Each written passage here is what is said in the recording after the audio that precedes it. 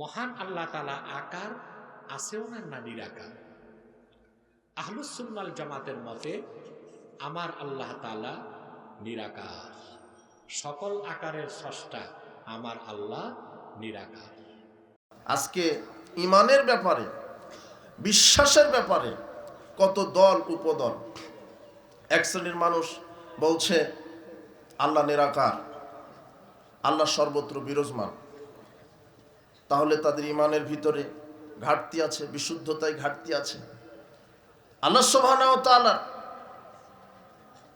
সিফাত, গুণ, তার উপরে এই বিশ্বাস, তার উপরে ঈমান কিভাবে আনতে হবে, এই ঈমানটা যদি সালাফদের মতো না হয় তাহলে আমাদের ঈমানের ভিতরে কুফরি ঢুকে যাবে। যদি আমি বলি আল্লাহ সত্তাগতভাবে সর্বত্র বিরাজমান, ঈমানের ভিতরে কি ঢুকে গেল?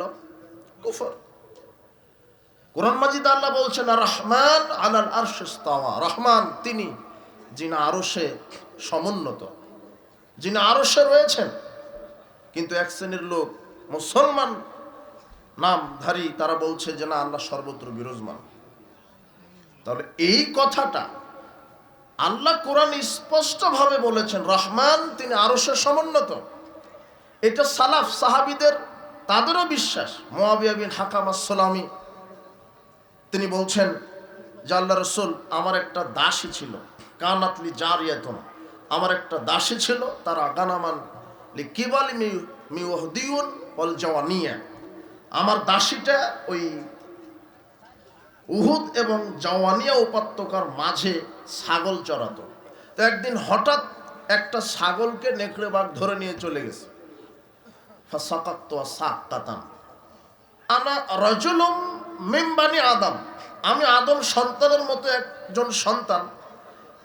তো আসাফু কামা ইয়াসাফুনা, আমি রাগান্বিত হলাম যেমন আদম সন্তান রাগান্বিত হয়।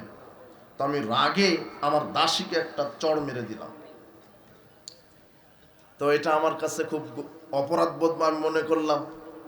আমি রাসূল সাল্লাল্লাহু আলাইহি ওয়াসাল্লামকে বললাম, আল্লাহর নবী, আমি যে আমার দাসীকে চড় মেরে দিলাম, এর বিনিময়ে আমার দাসীকে মুক্তি করতে চাই। তখন আল্লাহর নবী বলছেন যে ঠিক আছে, তুমি আমার কাছে তাকে নিয়ে আসো। 10 থেকে 12 বছর হবে অথবা তার চেয়ে কম বয়সের হবে, দাসী, মেয়ে বাচ্চা।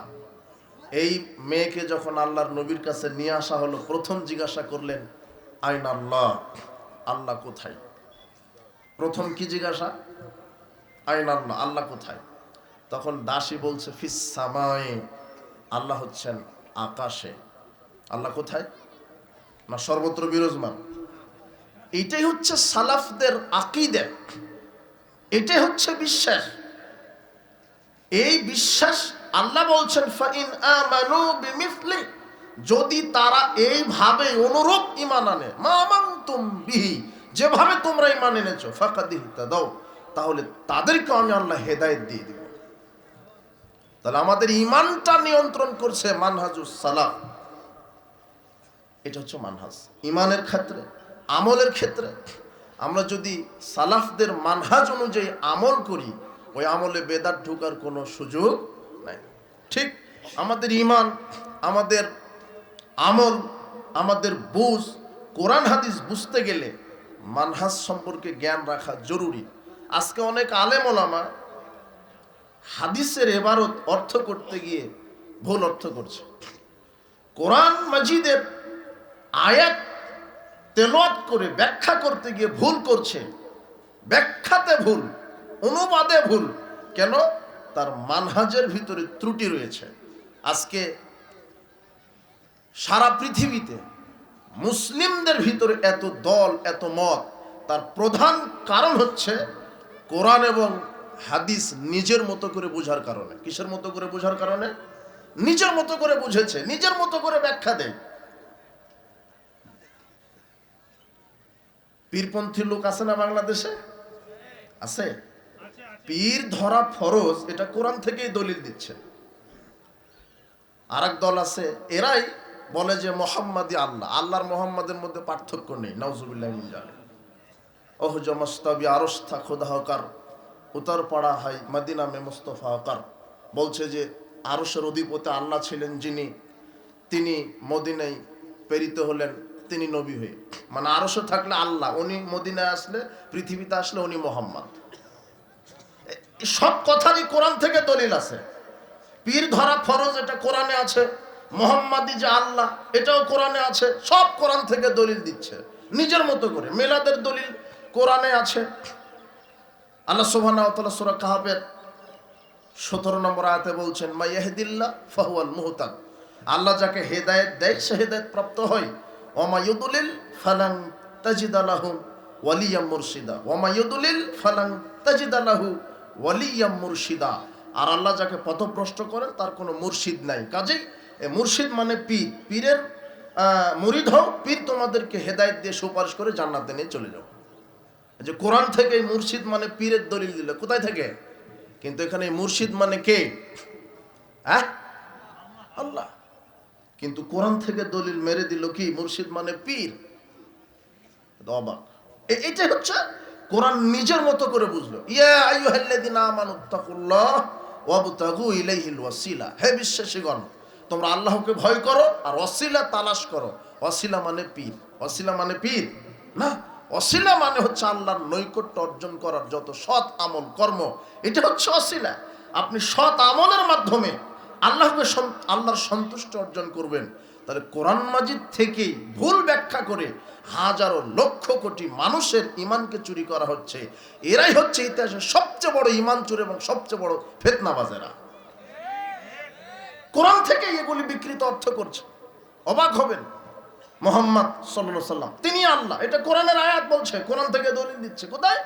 সূরা আনফালের 17 আয়াত বলছে, বদর যুদ্ধের দিনে যখন রাসূল সাল্লাল্লাহু আলাইহি সাল্লাম এক মুষ্টি বালি নিয়ে কাফেরের চোখে নিক্ষেপ করলেন, এই কথাটা আল্লাহ কোরআনে বলছেন, ওয়া মা রামাইতা, মুহাম্মদ সাল্লাল্লাহু আলাইহি সাল্লাম আপনি নিক্ষেপ করেননি, ইয রামাইতা যখন আপনি নিক্ষেপ করেছিলেন, ওয়ালাকিন্নাল্লাহ রামা আমি আল্লাহই নিক্ষেপ করেছি। মানে মুহাম্মদ নিক্ষেপ করেছে, ওটা মুহাম্মদ নিক্ষেপ করে না। আল্লাহ বলছেন ওটা তুমি নিক্ষেপ করো না, আমি নিক্ষেপ করেছি। মানে মুহাম্মদই এখন আল্লাহ। বলেন নাউজুবিল্লাহ।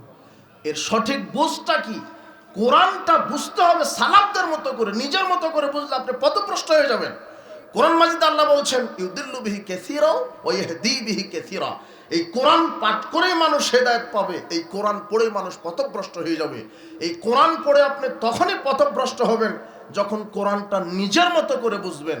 আর কোরআন পড়ে আপনি হেদায়েত পাবেন যখন এই কোরআনটা সালাফদের মতো করে বুঝবেন।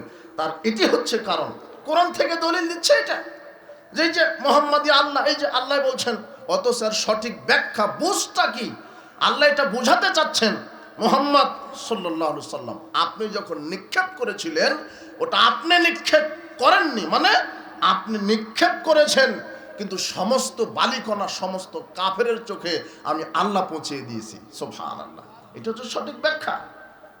সহিহ বুখারীর, আমি 1 মিনিট, বুঝটাও যে কন্ট্রোল করবে মানহাজ, এই জন্য মানহাজের জ্ঞান জরুরি। আজকে কত পিএইচডি ডিগ্রিধারী লোক আছে বাংলাদেশে, পৃথিবীতে কত ইঞ্জিনিয়ার আছে, সচিব আছে, কত বড় বড় ব্যক্তি আছে, সব জ্ঞান আছে, কিন্তু আকীদার ক্ষেত্রে, তাওহীদের ক্ষেত্রে, মানহাজের ক্ষেত্রে, জ্ঞানের ক্ষেত্রে একদম মিসকিনেরা অনেক লোক আছে।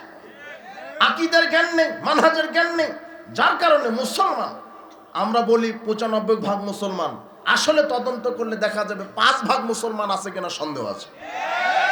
সব শিরকে। ওয়ামা ইউমিনু আকসারুহুম বিল্লাহ ইল্লা ওয়া হুম মুশরিকুন। আল্লাহ কোরআনে বলছেন অধিকাংশ মুমিন ঈমান আনার পরেও তারা মুশরিক। এই মানহাজটা ঠিক না থাকার কারণে, আকীদা। এই জন্য যুব সমাজকে বলবো, তোমরা আগামীর কর্ণধার। কাজেই আকীদা, মানহাজ, বিশুদ্ধ তাওহীদের জ্ঞান নিয়ে দাওয়াতি ময়দানে ঝাঁপিয়ে পড়ো। ইনশাআল্লাহ বাংলাদেশের মাটি থেকে, পৃথিবীর মাটি থেকে বেদাতির শিখণ্ডি ভেঙে খান খান হবে ইনশাআল্লাহ। শিরকের উৎপাদন কেন্দ্র যারা ডিলারশিপ নিয়ে কাজ করছে, এই শিরকে কবর দেওয়া সম্ভব হবে ইনশাআল্লাহ। এই জন্য ওই যে পীর সাহেবই আল্লাহ, পীর মানে আল্লাহ, যেটা বলা হলো। সহিহ বুখারীর একটা হাদিস আছে, 6502 নম্বর হাদিস, হাদিসে কুদসি। আল্লাহ বলছেন, যারা ফরজ ইবাদতের সাথে সাথে বেশি বেশি নফল ইবাদত করে, আমি আল্লাহ তাদের এমন খুশি হই ওই ব্যক্তির ওপরে।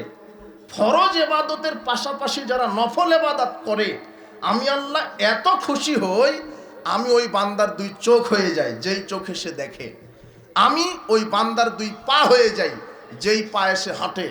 আমি ওই বান্দার দুই হাত হয়ে যাই যেই হাত দিয়ে সে ধরে। আমি ওই বান্দার দুই কান হয়ে যাই যেই কান দিয়ে সে শোনে। এই যে হাদিস থেকে দলিল দিল, তার মানে এই ইবাদত করতে করতে মারিফত হাসিল হয়েছে।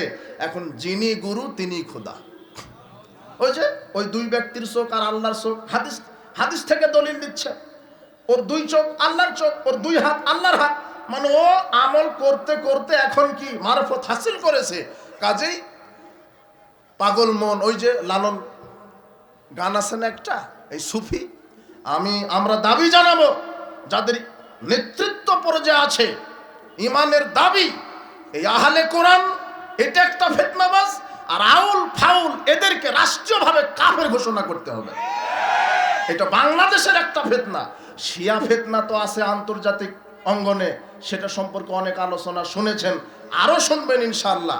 এরা দলিল দিচ্ছে কোরআনের আয়াতকে বিকৃত করে। বাউলদের গানে বলা হচ্ছে পাগল মন মন রে গুরু ভজনা, গুরু বিনে মুক্তি পাবে না।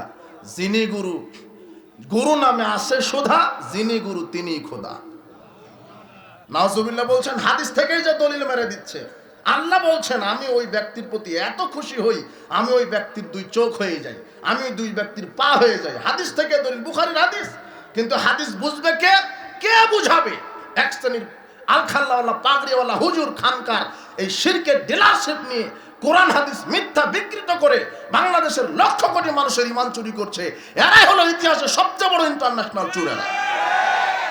তাহলে এই হাদিসের বুঝকে, কর্ণধারকে আল হাদিসের বাচ্চারাই বিগত রাসূল সাল্লাল্লাহু আলাইহি ওয়াসাল্লাম থেকে আজ পর্যন্ত, এখান থেকে নিয়ে কিয়ামত পর্যন্ত এরাই কোরআন এবং সহিহ হাদিসের সঠিক প্রতিনিধিত্ব করে আসছে, কিয়ামত পর্যন্ত করবে ইনশাআল্লাহ। এরা শিরক বিদআত ধরিয়ে দিবে। তাহলে এই হাদিসের বুঝটা কি? আল্লাহ ওই ব্যক্তির দুই চোখ হয়ে যায়, মানে ওই দুই ব্যক্তি যে চোখ দিয়ে দেখে আল্লাহর ক্ষমতায় দেখে। ওই দুই ব্যক্তি যে চোখ দিয়ে দেখে, ওই দুই চোখ দিয়ে আল্লাহ যেটা হারাম করেছে সেটা দেখে। হ্যাঁ, যে পা দিয়ে চলে, আল্লাহ যেই পথে চলতে বলেছেন ওই পথেই চলে। এই জন্য এটা হচ্ছে সঠিক ব্যাখ্যা। কিন্তু ব্যাখ্যা মেরে দিল যিনি গুরু তিনি খোদা। এই জন্য যুবকেরা দিকভ্রান্ত হবে না যে কোরআন থেকে দলিল দিচ্ছে, বাহ কোরআনে আছে। এই জন্য হাজারো লক্ষ মানুষ এই কোরআনের ভুল অর্থ বুঝে বিকৃত অর্থ নিয়ে ঈমান হারা হয়ে যাচ্ছে। এই জন্য আমরা যুবকদের প্রতি উদাত্ত আহ্বান জানাবো, তোমরা কোরআন হাদিস বুঝো, মানহাজটা বুঝো, সই আকীদা মানহাজ বুঝো, বিশুদ্ধ তাওহীদকে আঁকড়ে ধরো। আল্লাহ সুবহানাহু ওয়া তাআলার নিকটে এই দোয়া আহ্বান রেখে আমি সংক্ষিপ্ত কথা এখানে শেষ করছি। আখিরু দাওয়ানা আনিল হামদুলিল্লাহি রাব্বিল আলামিন। আসসালামু আলাইকুম ওয়া রাহমাতুল্লাহি ওয়া বারাকাতুহু।